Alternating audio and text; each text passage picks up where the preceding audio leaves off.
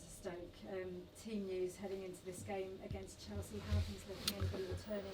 Any new injuries?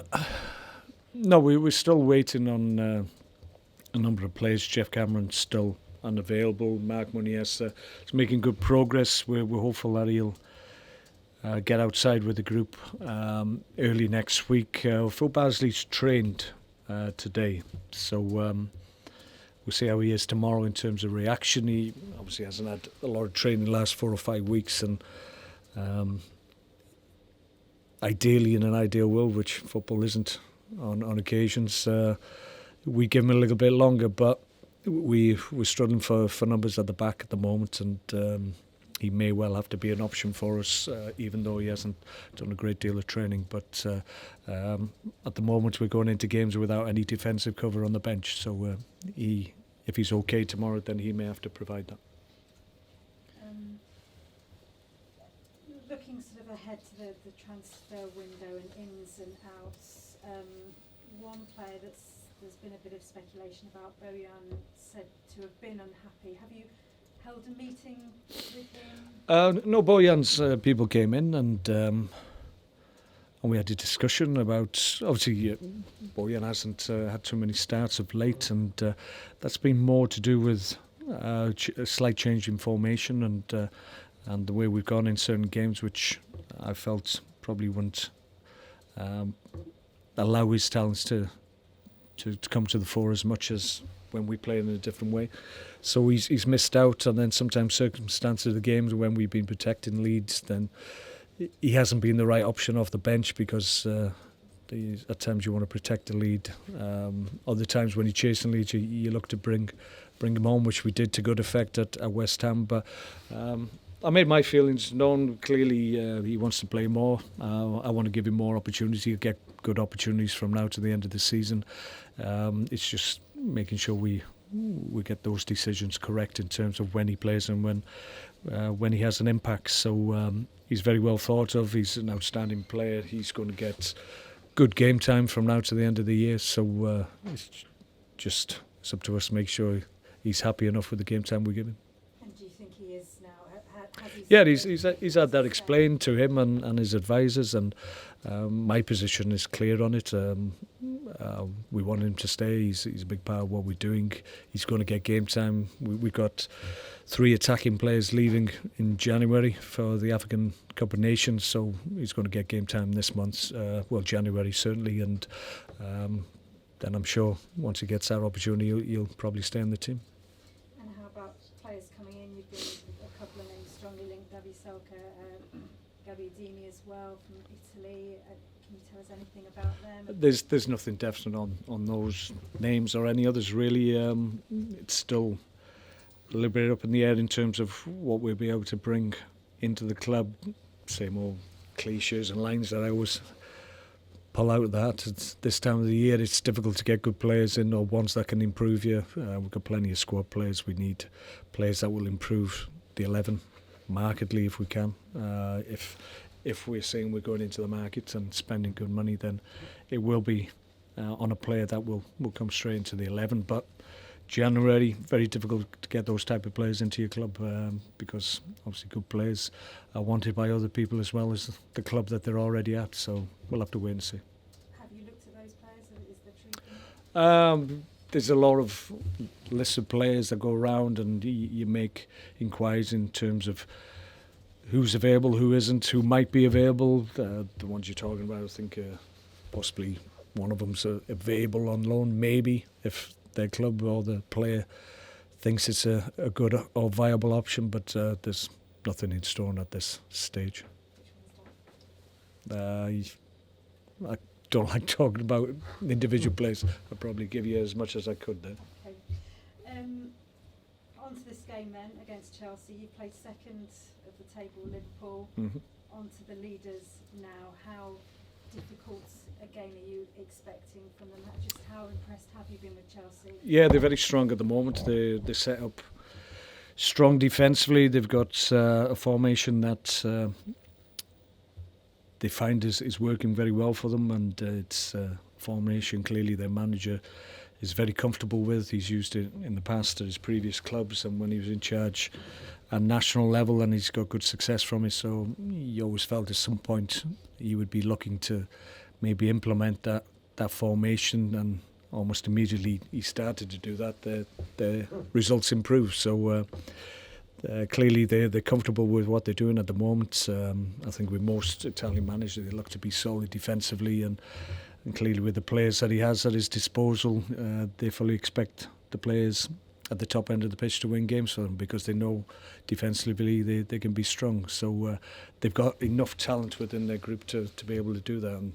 obviously the run they're on at the moment is absolutely outstanding. But that run will come to an end at some point. I don't think from now to the end of the season everybody thinks they'll win every game. So we're going into it with the intention of maybe stopping the run if we can.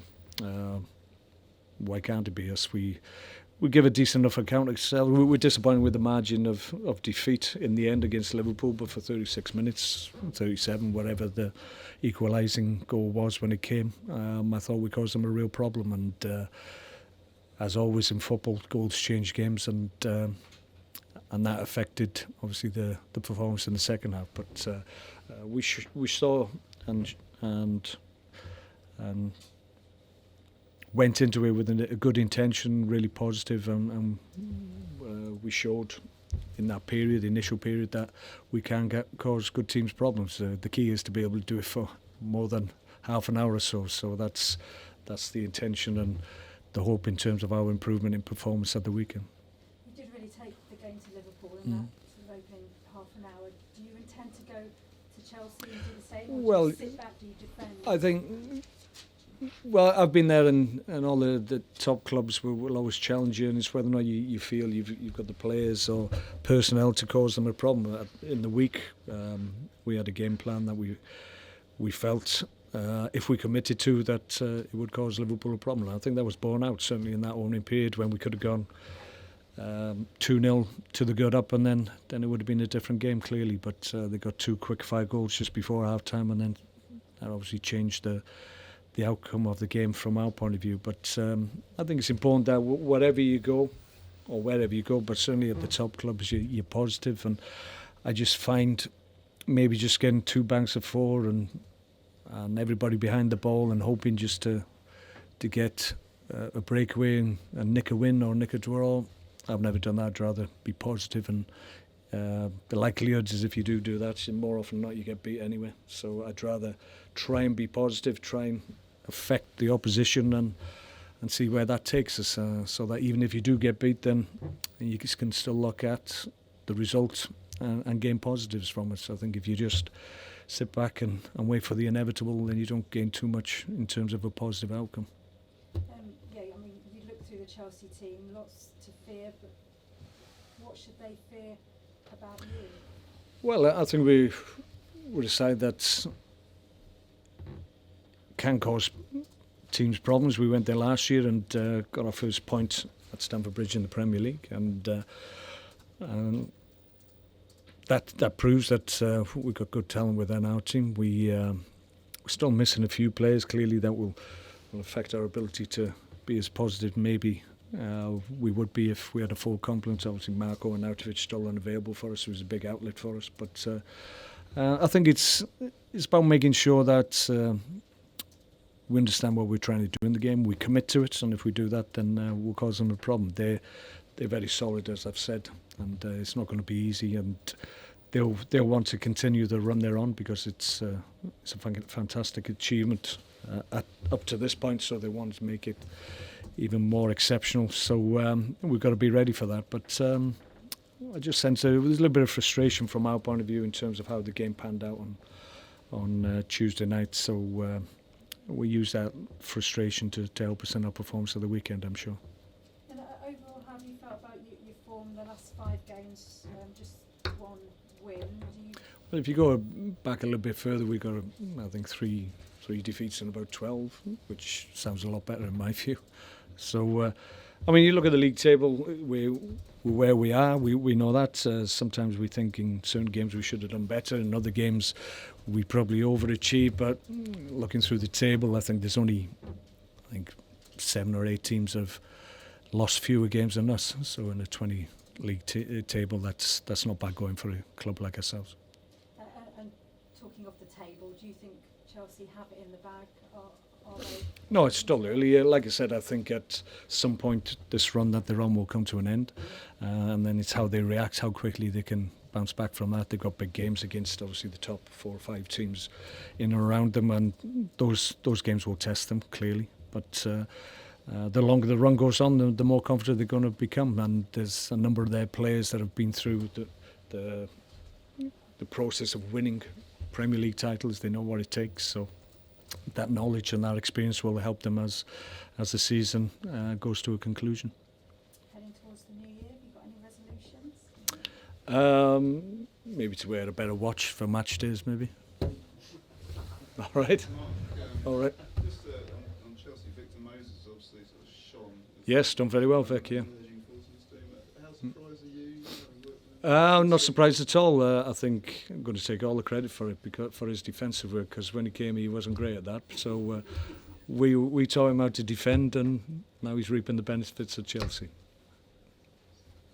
Mark, a couple of weeks ago you were asked about the transfer window in January, and I was quite surprised that you sort of said yes, we'll be thinking about buying a defender. And I was wondering, and then since then, of course, you conceded a number of goals, because I was surprised that you were saying that, because on paper you've got a well-stocked number of defenders, quality defenders in the eyes of Stoke defenders, Stoke fans rather, you know. What was your thinking then? Well, I think what I thought I said was that we're in the market. If good players become available, then we'll look at it. I was probably at a point where we're like we are now. We're a little bit skinny in terms of numbers, and that's what we're saying. And it's whether or not, as always, whatever position we feel we can improve, and then we look at that. But have to wait and see. Like I said, we've got a number of players coming back, so maybe the intention and the need to address that little lack of numbers in defensive areas that maybe has been addressed, and it's receded somewhat. It does seem like you've really missed Phil Bardsley and Jeff Cannon. Well, yeah, absolutely, and I think probably Jeff, in fairness, is one that you underestimate the influence on the group, and the flexibility it gives me as the manager to be able to rely on Jeff's versatility, really, because he plays in a number of positions, acquits himself very well, and when he's not available, then sometimes you have to bring in specialist players, whereas Jeff can cover any amount of decisions or issues in games, and he can come in and do a job for you. And when he's not available, he hasn't quite got that flexibility that you would like as a manager. So Jeff is one of them that maybe is underappreciated by everybody apart from myself and the coaching staff, because we know what he brings to the table. You've had a very tough December away at Arsenal, Liverpool, and of course away at Chelsea this weekend. But next month it starts getting what we would consider a little easier. Watford, Wolves, and away at Sunderland. I was just going to use this quote that Eric Peter said, you want to play in the Premier League, and these are the big games you want to play, and it's referring, of course, to Liverpool and Chelsea games. Do you sort of like prefer the away games at Liverpool and Chelsea, or do you look forward to sort of Watford and Wolves and Sunderland? Well, every game in the Premier League is one that will test you, and there's different elements to every one of them, and top teams will question your ability and your athleticism and your organisation, and you have to be ready for that. In other games, with like-for-like teams, so to speak, then you can back yourself against them and back your ability against the ability of the squad you're up against. It's a challenge every weekend with whoever you're playing and whatever position they are in the league in comparison to you.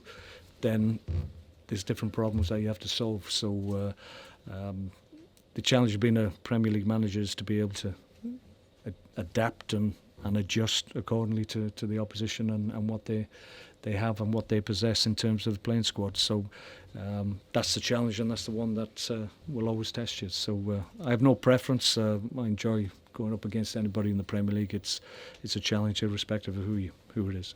Mark, before you go off and buy a very expensive watch before we go to Chelsea, My straps are broke on me others. is there any update on Lee Grant? No, I haven't heard anything. Clearly, it's something I want to happen. But I think there's been a lot of discussion, obviously, and I think we're probably at a more reasonable level now. So I'm more optimistic. That's all I'll say. I'm more optimistic today than possibly I was last week. Thanks. Okay. Miles. Okay. Thanks. Go in the back. Well done.